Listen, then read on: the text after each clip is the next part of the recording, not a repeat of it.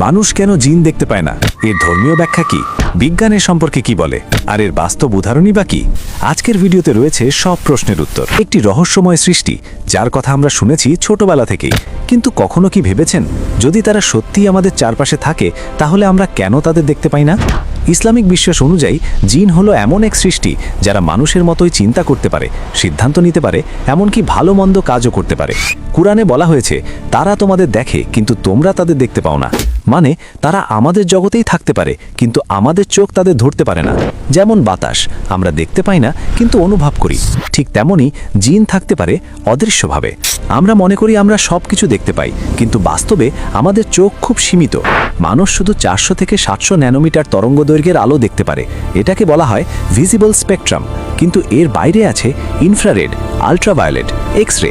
উদাহরণস্বরূপ আপনি যখন টিভির রিমোট ব্যবহার করেন সেটা ইনফ্রারেড সিগন্যাল পাঠায়, কিন্তু আপনি সেটা দেখতে পান না।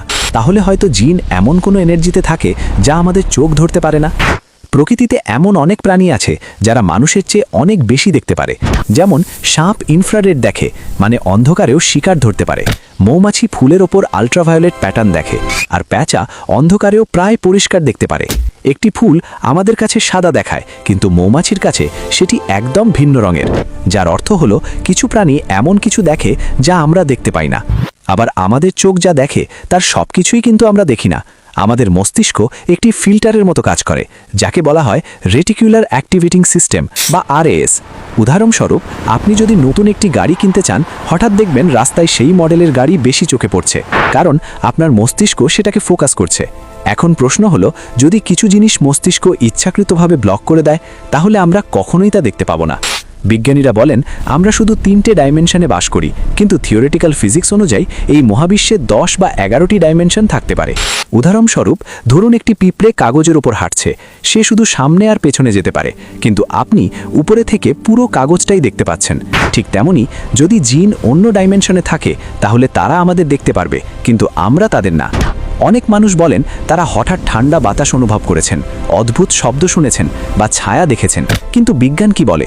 এগুলো হতে পারে মস্তিষ্কের ভ্রম, ঘুমের সমস্যা বা ভয়জনিত প্রতিক্রিয়া।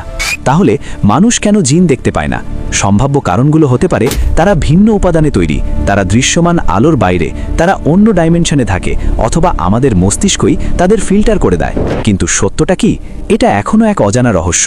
আপনি কি কখনো এমন কিছু অনুভব করেছেন যা ব্যাখ্যা করতে পারেননি? কমেন্টে লিখে জানান। আর এমন রহস্যময় ও বিজ্ঞানভিত্তিক ভিডিও পেতে আমাদের সাথেই থাকুন।